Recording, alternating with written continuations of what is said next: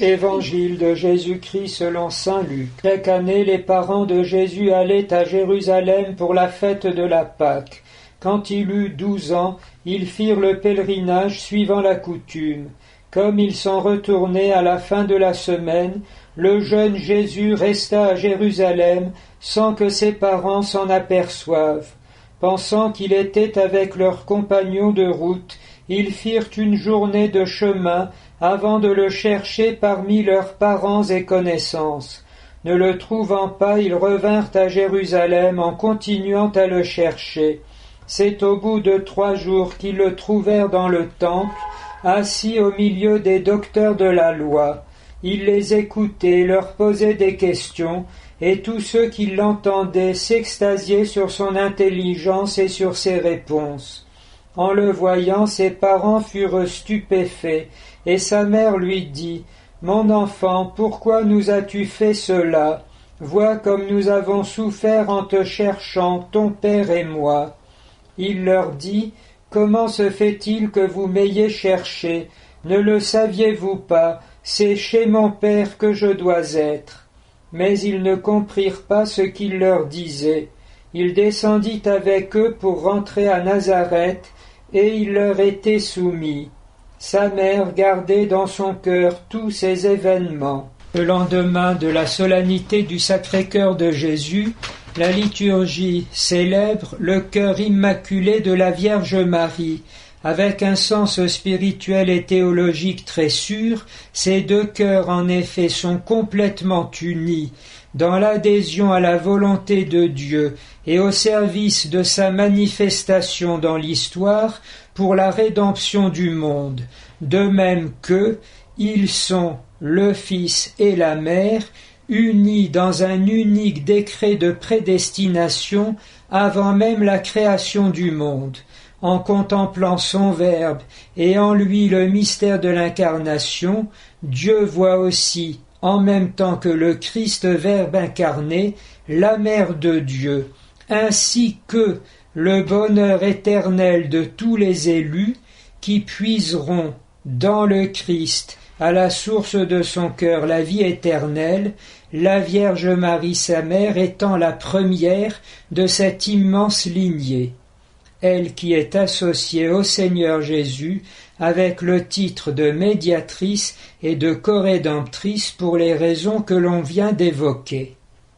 C'est aussi en France la journée nationale de port du sweat de la Manif pour tous, avec cet emblème magnifique de la famille, papa, maman et les enfants, bien vivants et resplendissants du don de l'amour de Dieu et de la haute mission de sa transmission de génération en génération.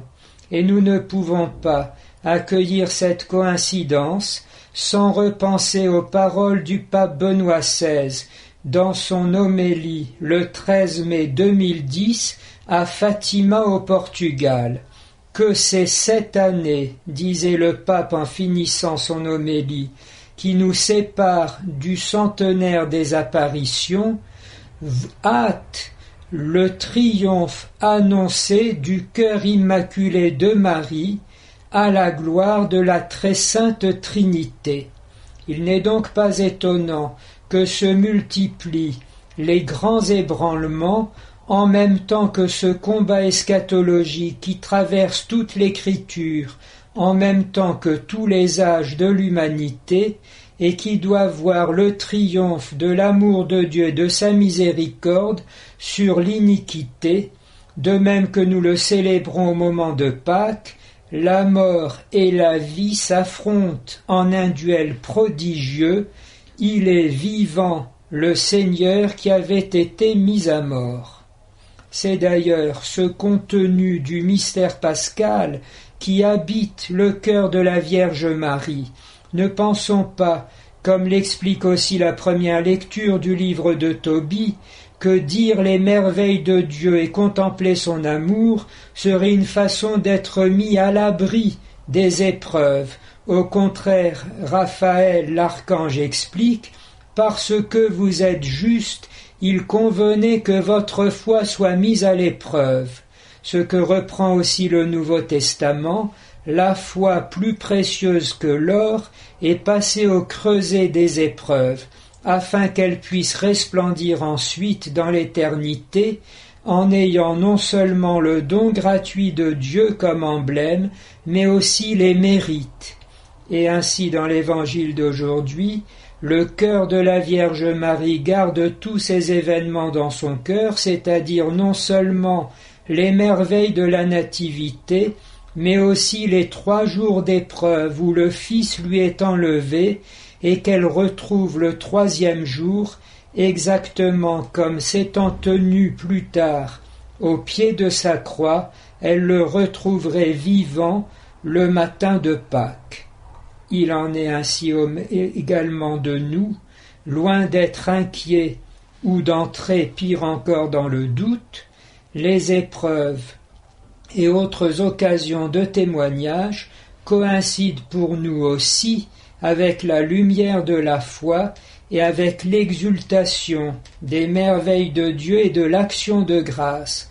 Voici que Dieu s'occupe de nous, voici qu'il vient encore sauver notre monde, voici que s'avance la Vierge Marie, plus terrible qu'une armée rangée pour la bataille, belle comme l'aurore, selon le Cantique des Cantiques, annonçant le jour de Dieu.